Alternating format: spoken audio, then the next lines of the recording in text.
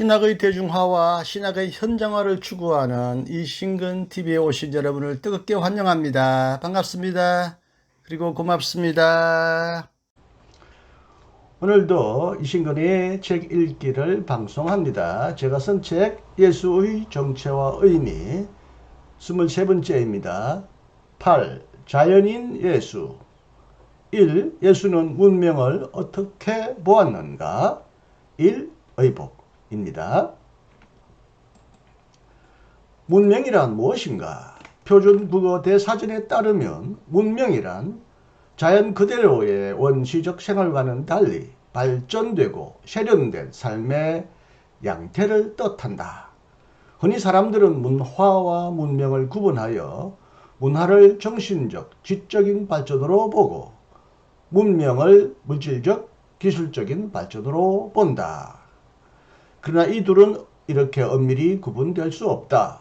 물론 문명, 시빌라이제이션은 지금까지 주로 야만이나 미개와 대립되는 개념으로서 서구인의 자의식과 우월성을 드러내는 것으로 이해되었다는 한계를 지니고 있다.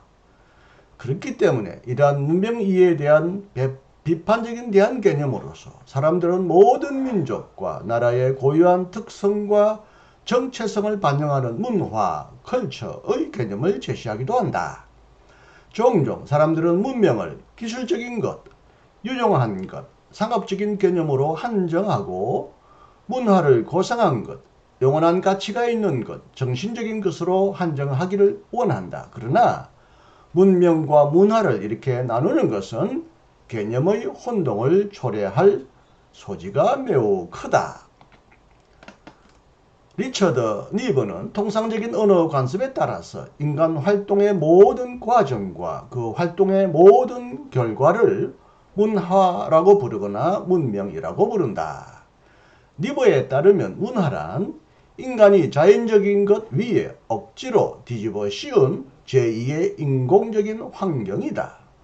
이것은 언어, 관습, 이념, 신념, 전통, 사회조직, 전해받은 공예품, 기술적 발전과 가치 등으로 구성된다.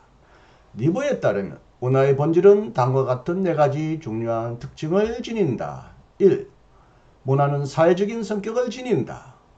문화는 사람들이 받고 물려주는 사회적 유산이다. 그러므로 사회생활은 언제나 문화적인 것이다. 2. 문화는 인간의 성취다. 문화는 인간의 마음과 손이 만든 것이다. 그러므로 자연의 선물은 인간의 의도나 의식적 노력 없이 받아질 수 있고 전해질 수 있지만 문화의 선물은 받는 사람의 편에서 애쓰는 것이 없이는 결코 가질 수 없다. 3. 인간의 성취물인 문화는 그 어떤 목적을 위해 고안된 것이다. 그러므로 문화는 가치의 세계다. 인간적 성취와 관련되는 가치는 주로 인간을 위한 선이라는 가치다. 4. 모든 문화의 특징은 다원주의를 지향한다. 인간이 구하는 문화의 가치는 단 하나가 아니라 많다. 그렇다면 예수는 문명 또는 문화를 어떻게 보았는가? 니브는 그의 대표적인 저서 그리스도와 문화에서 그리스도와 문화의 관계를 5가지 유형으로 구분한다. 그것은 1. 문화에 대립하는 그리스도 2. 문화의 그리스도 3. 문화 위에 있는 그리스도 4. 역설적인 관계에 있는 그리스도와 문화 5. 문화의 변혁자 그리스도이다. 그러나 엄밀하게 말하면 니브는 그리스도와 문화의 관계, 곧 그리스도가 문화와 어떤 관계를 맺었는지를 설명하기보다는 그리스도인과 문화의 관계, 곧 그리스도인이 문화와 어떤 관계를 맺었는지를 주로 설명한다. 그러므로 이 책에서 우리는 문화 또는 문명을 바라보는 예수 자신의 시선을 거의 찾아볼 수 없다. 문화에 대한 그리스도의 태도를 설명하기 위해 니버가 인용하는 성서의 본문은 그나마 다음과 같은 것들이다. 문화에 대립하는 그리스도를 설명하는 자리에서 니버는 제1복음서에서는 새 율법과 낡은 율법을 대조적으로 기술했다고 말하지만 여기서 니버는 예수의 말씀을 전혀 인용하지 않는다.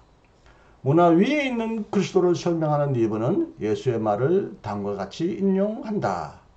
내가 율법이나 선지자를 폐하러 온 줄로 생각하지 말라. 폐하러 온 것이 아니요 완전하게 하려 함이라. 진실로 너희에게 이르노니 천지가 없어지기 전에는 율법의 1.1획도 결코 없어지지 아니하고 다 이루리라. 그러므로 누구든지 이 계명 중에 지극히 작은 것 하나라도 버리고 또 그같이 사람을 가르치는 자는 천국에서 지극히 작다 일컬음을 받으리라. 마태복음 5장 17절부터 19절. 가이사의 것은 가이사에게, 하나님의 것은 하나님께 바치라. 마태복음 22장 21절. 문화의 변력자 그리스도를 설명하는 리버는 적은 무리에 대한 그리스도의 관심에 관해 말하면서 예수의 기도를 다음과 같이 인용한다. 세상 중에서 내게 주신 사람들에게 내가 아버지의 이름을 나타내었나이다.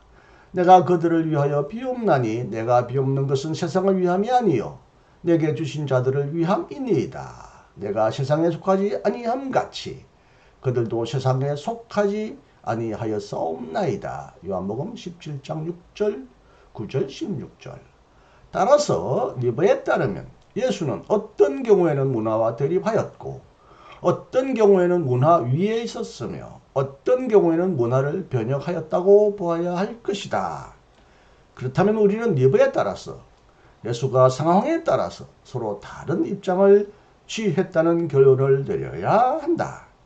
이러한 결론은 단지 문화만이 아니라 문화를 바라보는 그리스도인의 시선도 상황에 따라서 달라질 수밖에 없다는 다원주의적 관점을 대변하는 듯이 보인다. 하나의 결론적인 비과학적 후기에서 리버는 자신이 제시한 전형적인 대답들이 결론에 이르지도 못했고 결론을 지을 수 없었다. 이것은 한없이 연장될 수 있는 문제다라고 말한다. 그러므로 리버는 문화와 가치의 상대성과 더 나아가 신앙의 상대성 위에서 실존적인 결단을 내릴 것을 요구한다. 그러나 실존적으로 결단한다는 것은 문화의 세계, 인간의 업적은 은혜의 세계, 하나님의 나라 안에 존재한다는 사실에 비추어 결단하는 것을 의미한다라는 마지막 문장에 비추어 볼 때 리버는 결국 문화를 포용하면서도 문화를 비판하고 변혁하며 문화를 완성하는 그리스도에 가까이 다가선 것으로 보인다. 인류의 탄생은 이미 그 자체로서 문명의 탄생이기도 하다. 인간이 참으로 인간다울 수 있는 것도 바로 인간이 만든 문명 때문일 것이다.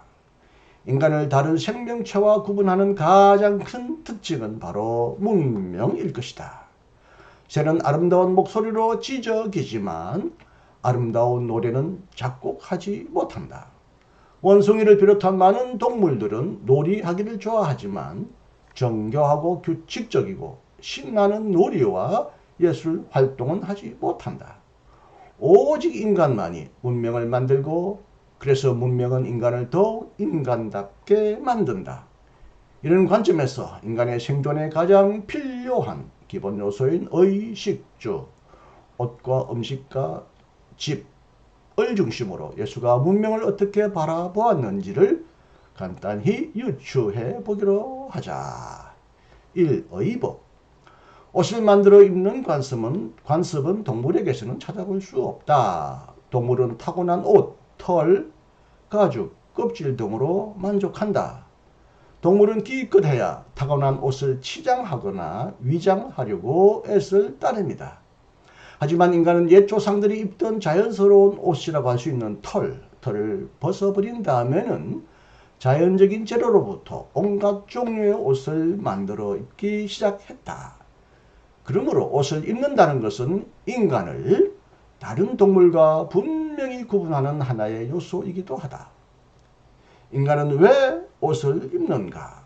추위와 더위를 비롯한 외부의 위협으로부터 자신을 지키기 위해, 특히 부끄러운 부분을 가리기 위해, 그리고 오늘날에는 특히 자신의 신분과 권력과 매력을 드러내기 위해 인간은 옷을 만들어 입는다. 인간 예수는 옷을 만들어 입는 인간의 관습을 인정하며 옷의 필요성과 중요성을 부인하지 않는다. 생배 조각을 낡은 옷에 붙이는 자가 없나니 이는 기운 것이 그 옷을 당기어 헤어짐이 더하게 됨이라. 마태복음 9장 16절. 여행을 위하여 배낭이나 두벌 옷이나 신이나 지팡이를 가지지 말라. 마태복음 11장 8절. 너희가 무엇을 버리고 나갔더냐? 부드러운 옷 입은 사람이냐? 부드러운 옷을 입은 사람들은 왕궁에 있느니라. 마태복음 11장 8절. 밭에 있는 자는 겉옷을 가지러 뒤로 돌이키지 말지어다. 마태복음 24장 18절. 옷은 단지 개인의 필요와 욕구를 충족하는 생활도구일 뿐만 아니라 이웃을 위해 봉사하고 이웃에게 자비를 드러내는 수단이기도 하다. 너를 고발하여 속옷을 가지고자 하는 자에게 겉옷까지도 가지게 하라. 마태복음 5장 40절. 헐벗었을 때 옷을 입혔느니라. 마태복음 25장 36절. 옷 두 벌이 있는 자는 옷 없는 자에게 나눠줄 것이니라. 누가복음 3장 11절. 옷을 통해서도 예수를 따르는 자는 원수 사랑과 이웃 사랑을 실현 혹은 실천해야 한다. 그러나 예수는 옷이 부정적인 기능을 할 수도 있다는 사실을 냉철하게 지적한다. 옷은 위장의 도구로 악용될 수 있다. 거짓 선지자들을 삼가라. 양의 옷을 입고 너희에게 나오나 속에는 노략질하는 일이라. 마태복음 7장 15절. 이 말은 물론 거짓 선지자들이 걸친 옷을 지적한 것이 아니라 그들의 외형적인 태도와 몸짓 등을 지적한 말일 것이다. 그럼에도 불구하고 거짓 선지자들은 자신의 교활한 의도를 은폐하기 위한 효과적인 수단으로서 옷을 악용했을 것이다. 인간이 아무리 화려한 옷을 만들어 입더라도 그것은 하나님이 친히 창조하신 꽃에 비해 그리 대단한 것이 못 된다. 내가 너에게 말하노니 솔로몬의 모든 영광으로도 입은 것이 이 꽃 하나만 갖지 못하였느니라. 마태복음 6장 29절. 창조주 하나님의 위대한 능력은 인간의 찬란한 문명과는 감히 비교할 수 없이 탁월하고 영광스럽다. 그러므로 인간은 하나님 앞에서 우쭐대면서 자신이 만든 옷을 자랑하거나 과시해서는 안 된다. 예수는 자신의 고향에서 살던 평범한 서민들의 누추한 옷만이 아니라 도시에 살던 귀족들과 부자들의 화려한 옷도 분명히 보았을 것이며 이스라엘과 다른 여러 나라들의 왕들이 입는 화려한 옷에 관해서도 알고 있었을 것이다. 비록 예수는 화려한 옷을 강하게 비난하지는 않았지만 그것을 높이 평가하지도 않았다. 옷은 뽐내고 위장하기 위해 필요한 것이 아니라 단지 몸을 보호하기 위해서만 필요할 따름이다. 그러므로 인간은 무슨 옷을 입을지를 염려해서는 안 된다. 왜냐하면 자비로우신 하나님 아버지가 자신의 자녀들을 위해 매일 옷을 마련해 주시기 때문이다. 몸을 위하여 무엇을 입을까 염려하지 말라. 몸이 의복보다 중하지 아니하냐. 너희가 어찌 의복을 위하여 염려하느냐. 너희 하늘 아버지께서 이 모든 것이 너희에게 있어야 할 줄을 아시느니라. 오늘 있다가 내일 아궁이에 던져지는 들풀도 하나님이 이렇게 입히시거든 하물며 너희일까 보냐. 마태복음 6장 25절 28절 30절. 백합은 노동하지 않고 길쌈하지 않아도 염려하지 않아도 매일 옷을 얻는다.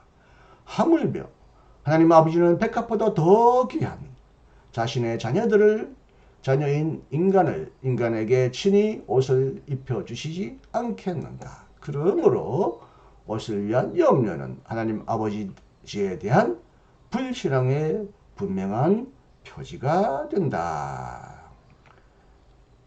예수는 문명을 어떻게 봤느냐. 문명에 관한 설명과 그 구체적인 사례로서 예수가 옷, 의복을 어떻게 생각했는지 여러분에게 설명해 드렸습니다. 예수와 문명의 관계에 관하여 계속 설명해 드리겠습니다. 다음 시간도 기대해 주시기를 기대합니다. 그리고 함께 유익한 시간이 되었으리라 믿습니다. 감사합니다. 안녕히 계십시오. 이신근이었습니다.